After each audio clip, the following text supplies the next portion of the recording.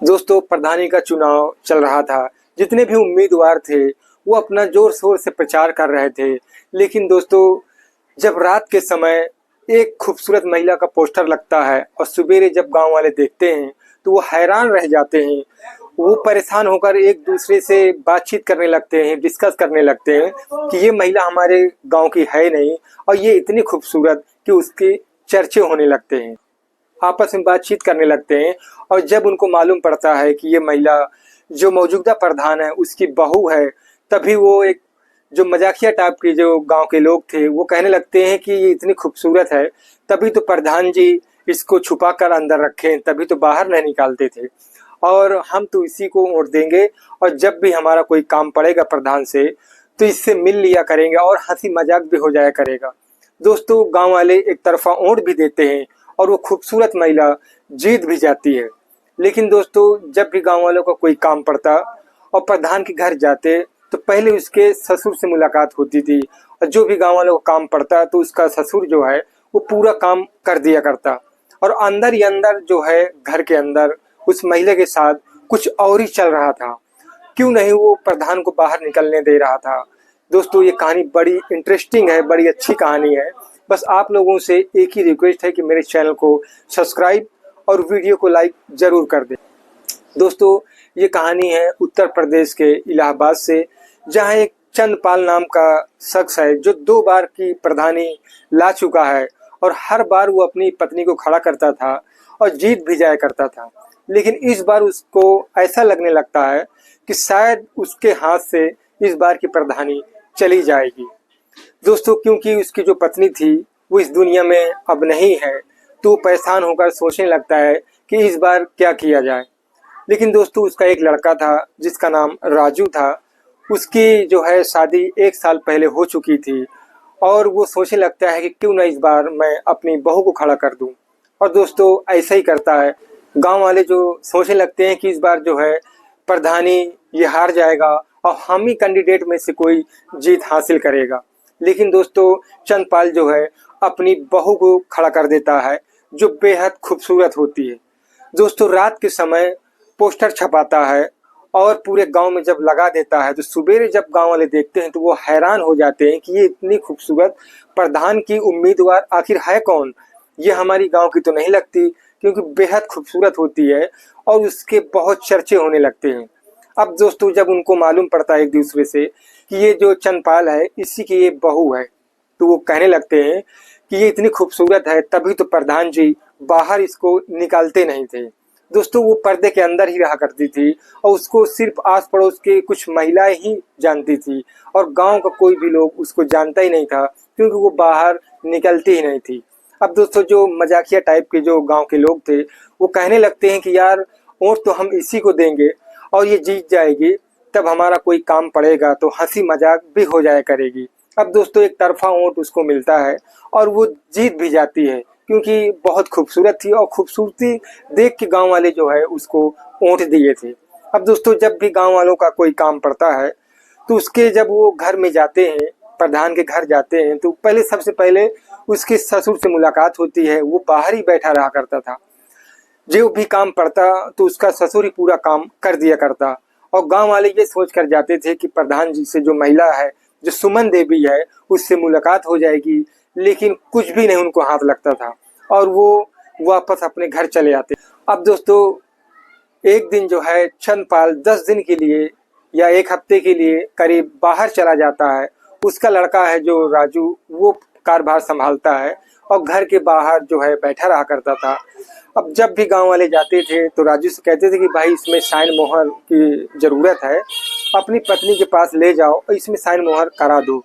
तो राजू कहता है कि देखो पिताजी है नहीं और मैं तुम्हारा कोई काम नहीं करूँगा, जब वो आ जाएंगे तभी तुम्हारा काम होगा। राजू जो है दोस्तों वो कोई काम का नहीं था, वो एक तरीके से बेकार आदमी था और घर में इसीलिए कुछ अलग ही चल रहा था उसके। अब दोस्तों, जो है गांव वाले बड़बड़ा कर गुस्सा कर वापस चले आते। एक दिन जो है उसी गांव में एक शख्स को अर्जेंट जो है सिग्नेचर और मोहर की जरूरत पड़ जाती है, क्योंकि उसकी नौकरी का सवाल होता है। तो जब वो प्रधान के घर जाता है और राजू से कहता है कि भाई इसमें अपनी पत्नी से जो है जो तुम्हारी पत्नी प्रधान है उसके पास ले जाओ, इसे मोहर साइन करा दो, और नहीं तो मेरी नौकरी जो है नहीं लगेगी और मेरी नौकरी का सवाल है। तो राजू कहता है कि देखो पिताजी जब आएंगे तभी तुम्हारा काम होगा, मुझसे कुछ होगा नहीं, अभी तुम वापस चले जाओ। दोनों के बीच में काफ़ी बहस हो जाती है। राजू को जो है उस शख्स जो है काफ़ी धमकी देता है और कहता है कि अगर जो है इसमें साइन मोहर नहीं होगा तो मैं कंप्लेन कर दूंगा, मुकदमा दर्ज करवा दूंगा। और राजू जो है इस वजह से वो सोचने लगता है कि शायद यार ये काफ़ी परेशान है। तो वो अपने नौकर को बुलाता है। उसका उनके घर में एक नौकर रहा करता था जिसका नाम अनिल होता है, करीबन 5-6 साल से उनके घर में काम करता है और गाय भैंसें उनके पास काफ़ी थी, खेती किसानी काम जो है वो पूरा काम कर लिया करता था और उसको भी अलाउ नहीं था अंदर जाने के लिए। लेकिन दोस्तों राजू उसको बुलाता है और कहता है कि ये पेपर लेकर भाभी के पास जाओ और कह देना कि इसमें मोहर साइन करके वापस दे दो। अब नौकर जो था उसको भी अंदर जाना अलाउ नहीं था, तो वो सोचने लगता है, वो कहता है कि भैया मैं कहाँ से अंदर चला जाऊँ, तुम ही चले जाओ। तो राजू कहता है कि देखो बोल देना भाभी से कि भैया भेजे हैं। तो वो पेपर लेकर जब अंदर जाता है तो आंगन में जो है सुमन देवी बैठी हुई थी और वो बेहद खूबसूरत थी। तो जब राजू भी कभी नहीं देखा था, जो भी 5-6 साल से वहीं काम करता था, उसने भी कभी नहीं देखा था। वो जब अंदर जाता है और खूबसूरती देखता है तो हैरान रह जाता है। सुमन जब देखती है तो कहती है कि अरे तुम कहाँ अंदर चले आ रहे हो। तो राजू कहता है कि इसमें मोहर और साइन करना है, भैया भेजे हैं, इसमें मोहर साइन करके दे दो। तो सुमन जो है वो बड़बड़ाने लगती है, चिल्लाने लगती है। इसके बाद जो है वो जब मोहर लेने अंदर जाती हैं तो मोहर कहीं और दूसरी जगह रख दिया था, इस वजह से मिल नहीं रही थी। तो वो काफ़ी जो है बड़बड़ाती हैं। थोड़ी देर ढूंढने के बाद जब मोहर मिल जाती है तो मोहर साइन करके वापस अनिल को दे देती हैं। और जब अनिल जाने लगता है तो सुमन कहती है कि देखो बाहर किसी से कुछ कहना नहीं कि मैं कुछ चिल्ला रही थी, कुछ बड़बड़ा रही थी। तो अनिल कहता है कि ठीक है, मुझे क्या करना है। वो वापस आकर पेपर दे देता है।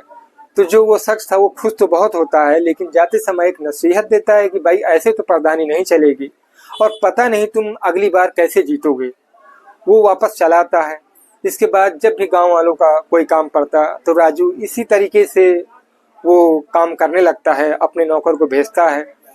और जब सुमन देवी बार बार ये काम देखती है कि उसको काम उसके ससुर को जाने के बाद मोहर साइन काम दिया जा रहा है तो काफ़ी बड़बड़ाती है, चिल्लाती है। और दोस्तों 5-6 दिन और बीत जाते हैं। एक दिन जो है नौकर जो है अनिल वो सोचने लगता है कि पता नहीं भाभी जी को क्या परेशानी है। वो पूछ लेता है कि भाभी तुम तो मौजूदा प्रधान हो, तुम्हें तो खुश होना चाहिए। तो सुमन कहती है कि तुम्हें क्या पता कि इस घर में मुझे कितना कष्ट है, मैं तो पछता रही हूँ मेरी शादी कैसे हो गई। तो अनिल सोचने लगता है कि शायद इनको बहुत ज़्यादा परेशानी है, बहुत कष्ट है इनको इस घर में। तो वो मोहर साइन किया हुआ पेपर वापस जैसे लेके चलने लगता है तो जो सुमन होती है उसका हाथ पकड़ लेती है। जब हाथ पकड़ लेती है तो अनिल जो है सोचने लगता है और पेपर वापस सुमन ले लेती है। तो अनिल सोचने लगता है कि शायद कुछ रह गया है। इसके बाद फिर वापस देखकर पेपर देती है। तो अनिल ये सोचता है कि शायद गलती से जो है हाथ पकड़ा होगा। तो जब वो बाहर की तरफ गैलरी से चलने लगता है तो सुमन उसको रोकती है और कहती है कि देखो बाहर कुछ बताना नहीं। तो अनिल कहता है कि ऐसा आपने क्या किया है कि मैं बाहर किसी से बताऊंगा। तो सुमन कहती है कि जो मैं तुम्हारा हाथ पकड़ी हूँ। तो अनिल जो है एकदम सन हो जाता है कि ये तो सच में हाथ मेरा पकड़ा है। तो वो कहता है कि अच्छा ठीक है, मैं नहीं बताऊंगा। अब वो वापस आकर पेपर देता है। जो गांव वालों काम होता है वो पेपर लेकर चले जाते हैं। इसके बाद जो है 8वें-9वें दिन जब चंदपाल वापस घर आते हैं तो उनको मालूम पड़ता है कि गांव वालों काम जो है बरोबर चल रहा था, राजू उनका बेटा कर रहा था और नौकर जो है अंदर पेपर लेके जा रहा था। तो अपने लड़कियों को फटकार लगाते हैं और नौकर को भी चिल्लाते हैं कि तेरी हिम्मत कैसे हुई अंदर जाने की। तो नौकर कहता है कि मैं तो नहीं जा रहा था, लेकिन भैया मुझे भेज रहे थे, तो और फटकार अपने लड़के को लगाते हैं। इसके बाद दोस्तों 2 दिन ही बाद जो है राजू और चंदपाल बाप बेटे मोटरसाइकिल से कहीं बाहर जाने के लिए निकलते हैं। तो रास्ते में जो है 4 व्हीलर गाड़ी से इनका एक्सीडेंट हो जाता है। एक्सीडेंट में किस्मत से ये दोनों की मौत हो जाती है। अब दोस्तों मौत होने जाने के बाद जो राजू के चाचा लोग थे वो क्रियाक्रम करते हैं। इसके बाद वो सोचने लगते हैं कि यार अब जो है बहू का क्या किया जाए। उनके दिमाग में आता है कि यार 40-50 लाख की दौलत है और क्यों ना जो हम अपनी लड़के के साथ सुमन देवी की शादी कर दें ताकि ये दौलत जो है हमारे हाथ लग जाए। क्योंकि दोस्तों दौलत की ये लालची थे, इसलिए सोच रहे थे घर की बात है तो घर ही में रह जाए। अब दोस्तों महीना 2 महीना बीत जाने के बाद सुमन के माता पिता को बुलाते हैं और कहते हैं कि भाई देखो, अपनी लड़की की शादी हमारे लड़के के साथ करा दो या तो इसकी शादी और कहीं करा दो। तो वो कहते हैं कि ठीक है, मैं अपनी बेटी से बात करूंगी।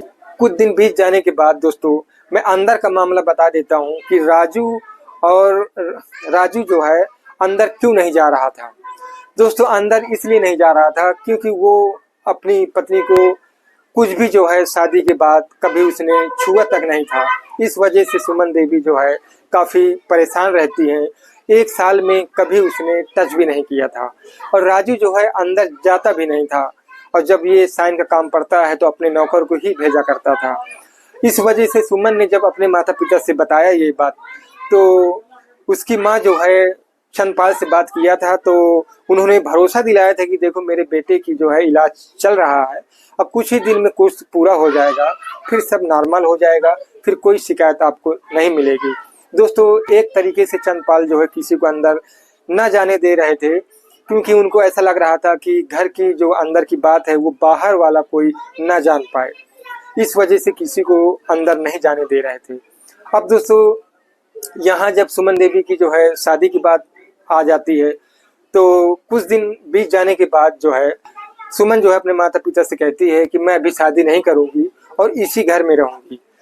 जब जो है कोशिश करते हैं उसके चाचा कि हमारे लड़के के साथ शादी कर लो तो वो साफ इनकार कर देती है और वो नौकर जो है अनिल रहा करता था उसको भी भगाते हैं, निकालने की कोशिश करते हैं, लेकिन वो नहीं जाता। वो कहता है कि जिस दिन जो है सुमन भाभी चली जाएंगी उसी दिन मैं भी चला जाऊंगा, मेरे आगे पीछे कौन है और मुझे कोई दौलत की लालच नहीं है। अब दोस्तों जो है ये बात जब सुमन सुनती है उसके मुंह से तो बहुत जो है खुश हो जाती है। इसके बाद जो है अब राजू के जो चाचा थे वो एक साजिश रचते हैं, एक झूठी कंप्लेन दर्ज कराते हैं और उसमें कंप्लेन में दर्ज कराते हैं कि जो नौकर है और सुमन इन्होंने जो है साजिश रची थी हमारे भाई और भतीजे को मारने की। तो दोस्तों पुलिस वाले जब जांच करते हैं तो जांच में कुछ नहीं था क्योंकि एक झूठा केस था। तो पुलिस वाले उसके चाचा को काफ़ी जो है चेतावनी देते हैं कि दोबारा ऐसी गलती मत करना और इनको जो है परेशान मत कर। कुछ टाइम और बीतता है, उसके माता पिता से फिर कहते हैं कि देखो अपनी बेटी को ले जाओ और इसकी शादी और कहीं करा दो। तो सुमन कहती है कि मैं कहीं नहीं जाऊंगी और इसी घर में रहूंगी और किसी से शादी भी नहीं करूंगी। अब दोस्तों जो है उसके चाचा फिर परेशान होते हैं कि यार जो है अगर ये किसी से शादी कर लेगी और यहीं रहकर शादी करेगी तो जो दौलत है 50-60 लाख की ये जो है गलत हाथ में चली जाएगी और हमारे हाथ जो है कुछ नहीं लगेगा। तो एक पंचायत बुलाते हैं, पंचायत में सुमन के माता पिता को भी बुलाते हैं और उस पंचायत में जो चाचा थे वो कहते हैं कि देखो गांव वाले जो है बहुत कुछ बोलते हैं और ये हमें जो है अच्छा नहीं लगता क्योंकि हमें सुनना पड़ता है, या तो हमारे बेटे के साथ अपनी लड़की की शादी करा दो या तो इसकी शादी और कहीं करा दो। तो सुमन से जब पूछा जाता है तो सुमन कहती है कि मैं शादी करूंगी और यहीं करूंगी। तो उसके माता पिता कहते हैं कि भाई किससे शादी करेगी। तो वो कहती है कि जो अनिल है नौकर, मैं इससे शादी करूंगी क्योंकि इसको जो है धन दौलत से कोई मतलब नहीं है और मैं इससे शादी करूंगी, इसको कोई लालच भी नहीं है। तो जो उसके चाचा थे वो बवाल मचा देते हैं कि तुम्हें जो है हमारी इज्जत कोई ख्याल नहीं और गांव वाले क्या बोलेंगे, एक नौकर के साथ तुम्हारी जो है बहू शादी कर ली। तो इस वजह से काफ़ी हंगामा खड़ा हो जाता है। तो उसी समय जो है पुलिस वालों को बुलाया जाता है। पुलिस वाले जो है उसके चाचा से पूछते हैं कि भाई क्या बात है, तो वो सारी बात बताते हैं। इसके बाद जो है सुमन से पुलिस वाले पूछते हैं कि तुम क्या करना चाहती हो और क्या चाहती हो, तुम्हें पूरा अधिकार है।